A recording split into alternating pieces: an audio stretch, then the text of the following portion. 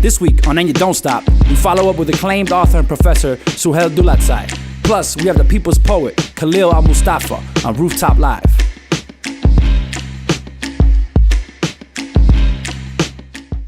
Continuing our conversation with Sohail was powerful as he dropped some more knowledge on Islam and its connection to radical politics in the Americas. Sohail gave us a quick history lesson and talked to us about how Islam has been important to resisting centuries of European racism.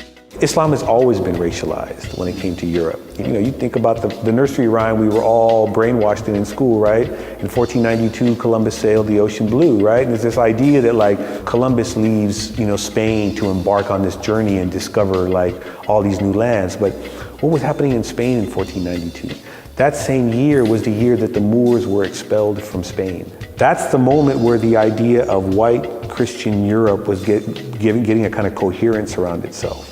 And who it was defined against was the figure of the Moor, the black and the Muslim. So much so that when Columbus and the conquistadors came here, right, the way they first started understanding native or indigenous peoples was through the lens of Islam. They would call them Musulman.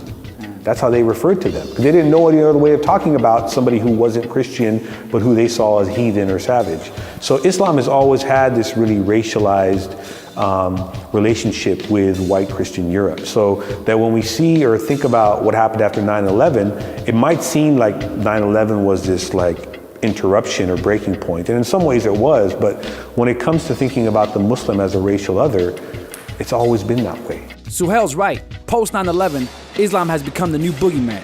We've seen more anti-Islam sentiment recently after the violent attacks in Paris, where over a dozen people were killed by supposed Muslim extremists.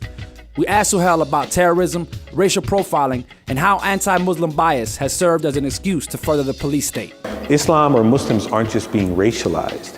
The Muslim is a racial category, meaning that even those who aren't Muslim are kind of smeared with that taint or that brush. So you hear anti-immigrant narratives coming out of the US-Mexico border debate, and there's this whole fear that they look like Muslims or they might be affiliated with Muslims, right? So what goes along with this is this notion of the terrorist, right?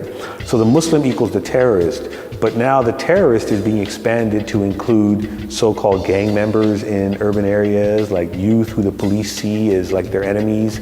Any kind of protest is now smeared with the brush of terrorism. And again, they have this kind of well-worn category called the Muslim that they can then use to justify more repression, more surveillance, and more control. And I think that's all about controlling dissent. Terrorism is like the 21st century way of saying savage, right?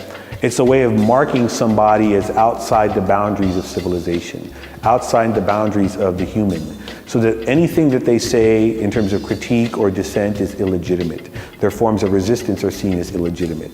Their forms of debate and discussion are seen as illegitimate, right? And so to me, terrorism is a way of doing kind of race talk in the 21st century. When a white guy goes out and does a massacre or blows up a building, obviously very rarely, if ever, is he called a terrorist. But even if he was called a terrorist, if they were to go back into his history and say, hey, where's he from? Is he from Ireland? Is he from Britain? Is he from Germany? Is he from the Netherlands? What part of Europe is he from, right? If they were able to do that, they wouldn't go to that country and place sanctions on it. They wouldn't drop bombs on that country. They wouldn't invade that country. Nothing would happen to the country that he originates from. But when we say that, white people are terrorists too, what we're doing is we're normalizing the idea that terrorism exists and the state needs to go and crack down on it. It's this bad, evil thing. I'm not saying that we shouldn't be critical of people who commit certain acts, but I think when we call it terrorism or we call somebody a terrorist, that's a legal and political category. And when someone falls into that category, then all kinds of laws get mobilized to crush them. You can be tortured, you can be held in indefinite detention, you can be killed. Obama has a kill list with drones for suspected terrorists or militants, right? So as soon as we put the word terrorist on somebody, especially when they're not white, right, that immediately brings to bear a whole legal and political apparatus that is very dangerous. In light of these biased attacks on civil liberties, we asked Sohail how his exhibit, Return of the Mecca, provided an alternative look into modern Islam and the hip-hop generation. People aren't really aware of the deep influence that Islam has had, not just on the early part of hip-hop, but its foundation. So what I wanted to do was to say, okay, I want to be able to do this in kind of like a cultural space and like an exhibit space to kind of like show this history. You know, I mean, I think the knee-jerk reaction from a lot of people, whether they're black, brown communities, is, okay, we have these negative images of us, let's create a positive one. And when we say positive, we're really saying like, let's appeal to white people and white expectations about who they think we are. So let's talk with a certain tone, let's not use certain words, you know, let's act civilized, quote unquote, right? It's all about meeting white expectation. I reject that positive negative, because those are political terms. Negative to who? For me, I'm not trying to provide a positive to the so-called negative. What I'm simply trying to do is say, look, there are these alternative histories, particularly to Muslims in the United States, and they're radical histories.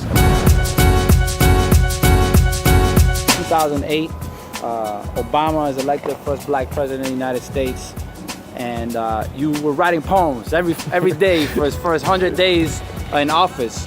Take us back to that experience during that time, and now we have a little retrospect of the Obama presidency, and what has or hasn't changed based on what you were feeling initially. For me, I only had an oppositional political identity, right? And I took this moment as a challenge to say, okay, how would I form a political identity that wasn't purely oppositional, that was about what needed to be built, you know? But looking back, specifically on Obama, you know, there's a lot of positives and a lot of negatives. You know, I think we're in an age where people are thinking about legacy, and he's like everyone else, he's thinking about legacy. So I'm really thinking about these last 2 years, what he does with that legacy. I think there's an opportunity to push him right now to continue to pass some more executive orders in these last 2 years in the wake of what's going on with police brutality at Ferguson and Eric Garner and all of those things. So I don't really think it's gonna happen though.